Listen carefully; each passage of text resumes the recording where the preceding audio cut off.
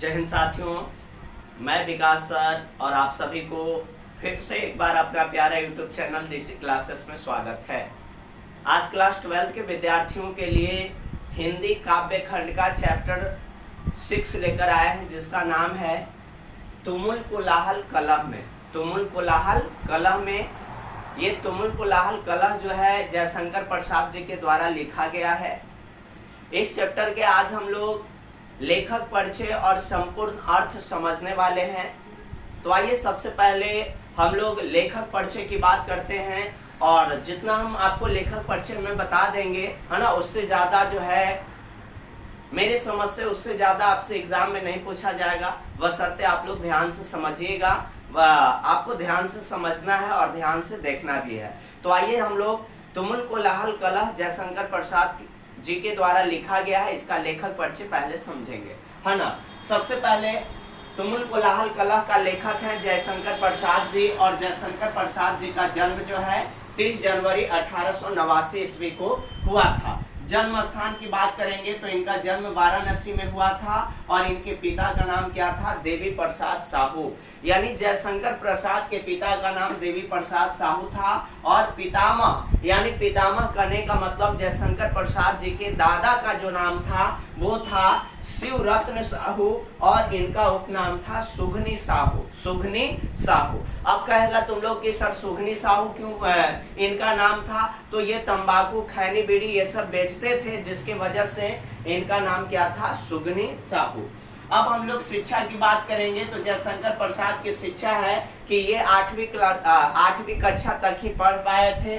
और इनकी विशेष परिस्थिति की बात करेंगे तो जयशंकर प्रसाद के विशेष परिस्थिति के बारे में बताया गया कि जयशंकर प्रसाद 12 वर्ष की थे, है ना। यानी 12 वर्ष की आयु में पितृविहीन, यानी कि 12 वर्ष के आयु में ही जयशंकर प्रसाद के पिता का मृत्यु हो गया था, और ठीक 2 वर्ष बाद उनकी मां की मृत्यु हो गई, और घर में कलह के कारण जो है बड़े भाई शंभू का भी क्या हो गया था?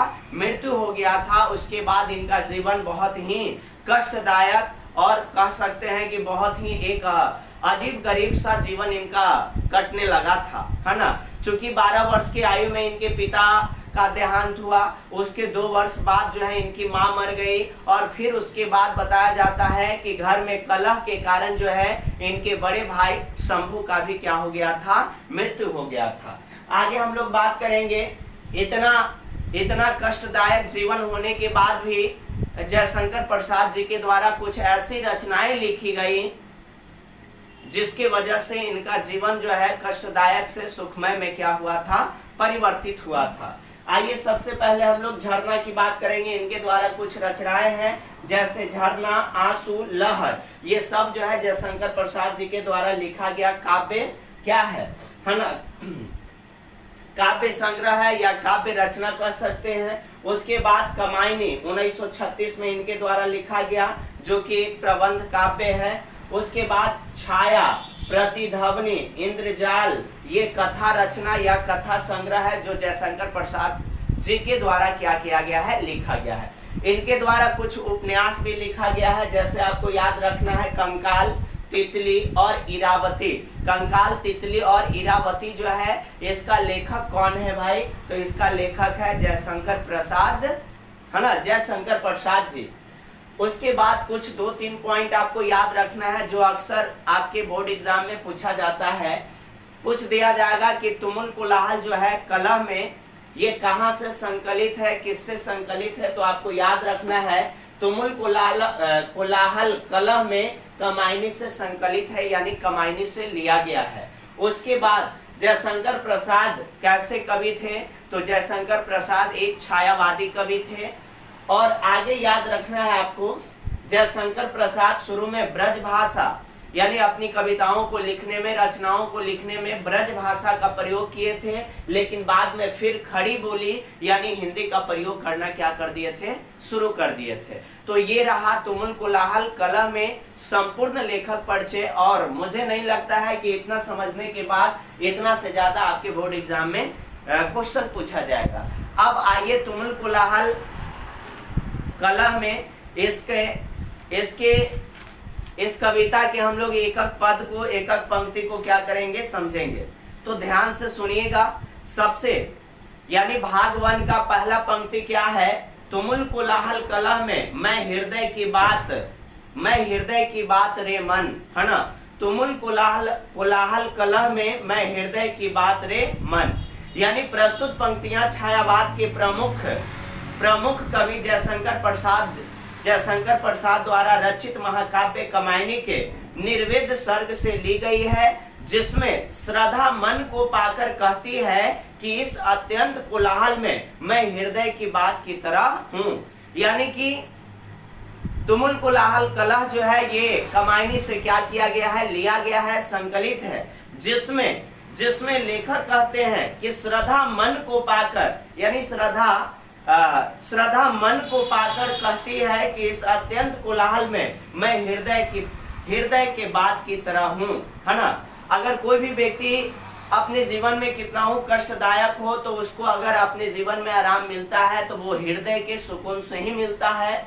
दूसरा पद के दूसरा पंक्ति सुनिएगा, विकल होकर नित्य चंचल खोजती जब नींद के पल, चेतना थक सी रही तब मैं कलय की बात रे मन, है ना। श्रद्धा पुरुष के जीवन में नारी के महत्व को रेखांकित करती हुई कहती है, श्रद्धा एक नारी जो है पुरुष के जीवन में नारी के महत्व को रेखांकित करती हुई कहती है, पुरुष जब दिन भर की भाग दौड़ और मन की चंचलता के कारण थक जाता है और व्याकुल होकर आराम करना चाहता है, तो ऐसी स्थिति में श्रद्धा यानी नारी का हृदय मलय पर्वत से चलने वाली सुगंधित हवा की तरह शांति और विश्राम देती है। यानी लेखक कहते हैं कि जब कोई पुरुष जो है अपने जीवन में किसी बात को लेकर, है ना, किसी बात को लेकर काफी दुख और काफी कष्ट में होता है, तो उस कष्ट का निवारण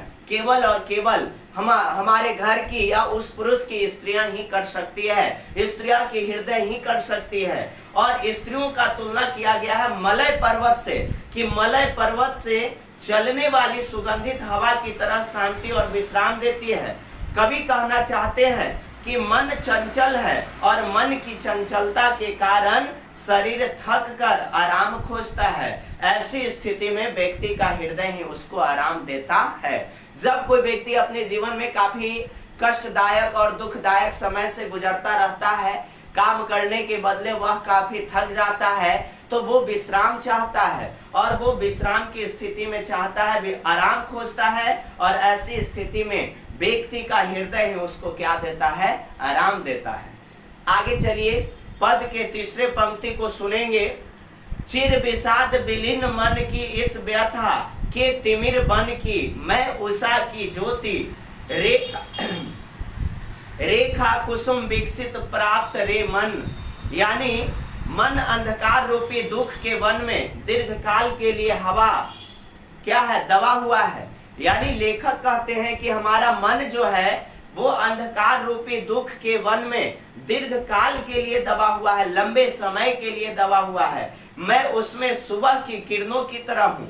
एक स्त्री कहती है कि पुरुष का मन अंधकार रूपी दुख के वन में दीर्घकाल लंबे समय से दबा हुआ है, तो मैं उसमें सुबह की किरणों की तरह हूँ। मैं इस अंधकार से पूर्ण वन में पुष्प से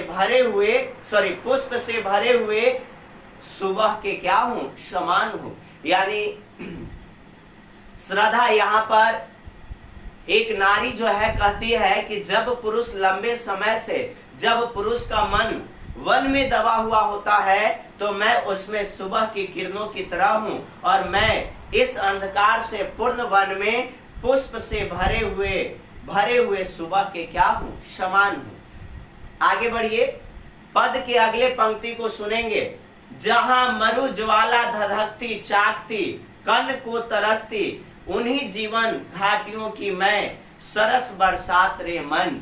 और हे मन, श्रद्धा कहती है, हे मन, उस धधकते हुए मरुस्थल में जहां चाकती पानी के बूंदों के लिए तरसती है, मैं जीवन के बूंदों के लिए पानी के बूंदों के लिए तरसती है, मैं जीवन की घाटी में सरस बरसात की तरह हूँ। कवि कहते हैं कि जब मानव जीवन कष्ट की अग्नि में मरुस्थल की तरह धधकता है, तब आनंद रूपी बारिश ही उसके चित्त रूपी चातकी को सुख प्रदान करती है ना। जब कोई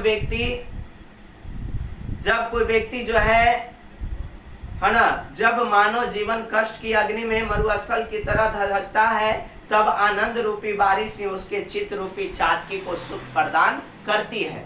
यानी एक महिला का तुलना, स्त्री का तुलना करते हुए बताया गया कि जब कोई मानव अपने जीवन में कष्ट से, अपने जीवन में दुख से मरुस्थल में धधकती हुई अग्नि की तरह होती है, तब उसको सुख प्रदान करने वाला एक ही होता है, वो है आपको क्या? स्त्री। आपके जीवन में स्त्री और आपकी महिलाएं, है ना। आगे देखिए, पद के 5वें लाइन को सुनेंगे, पंक्ति को सुनेंगे।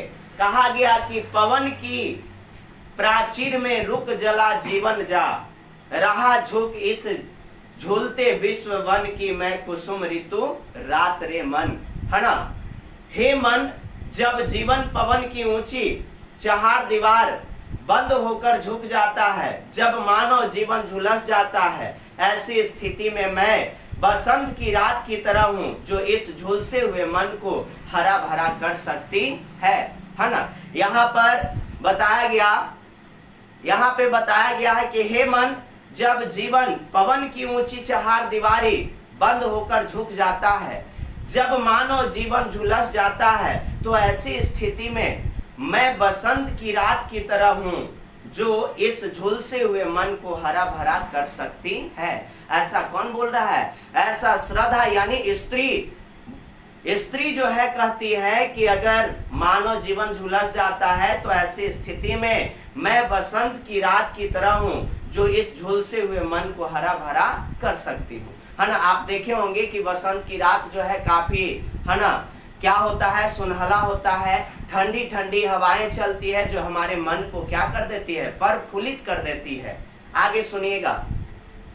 चिर निराशा निर्धर से प्रति छायती अश्रु सर में, मधुप मुखर मरंद मकुलित, मैं सजल जल जात रे मन। ये लास्ट पंक्ति, ये आपका पद का लास्ट पंक्ति है, और इसमें कहा गया, हे मन, गहरी निराशा के बादलों से घिरे हुए आंसुओं के तालाब में मैं करुणा से भरी हुई कमल के समान हूँ, जिस पर भौरे क्या होते हैं? गुजरते रहते हैं। कहा गया, हे मन, गहरी निराशा के बादलों से घिरे हुए आंसुओं के तालाब में, अगर मानव का जीवन काफी गहरी निराशा के बादलों से घिरे हुए आंसुओं के तालाब में होता है ना, तो उसमें स्त्री जो है कहती है कि मैं करुणा से भरी हुई कमल के समान हूँ, जिस पर भौरे गुजरते रहते हैं। ये था आपका पूरे तुमुल कोलाहल कलह में ये पूरे कविता का ये संपूर्ण अर्थ था, और विश्वास करते हैं कि यदि आप ध्यान से सुने होंगे तो आपको हर एक पंक्ति का अर्थ समझ में आया होगा। तो आप हमारे चैनल पे नए हैं तो चैनल को ज़्यादा से ज़्यादा सब्सक्राइब करें, और वीडियो अच्छा लगे तो आप वीडियो को लाइक, कमेंट और शेयर करना ना भूलें। फिर मिलते हैं आपसे अगले वीडियो में, तब तक के लिए आप सभी को धन्यवाद।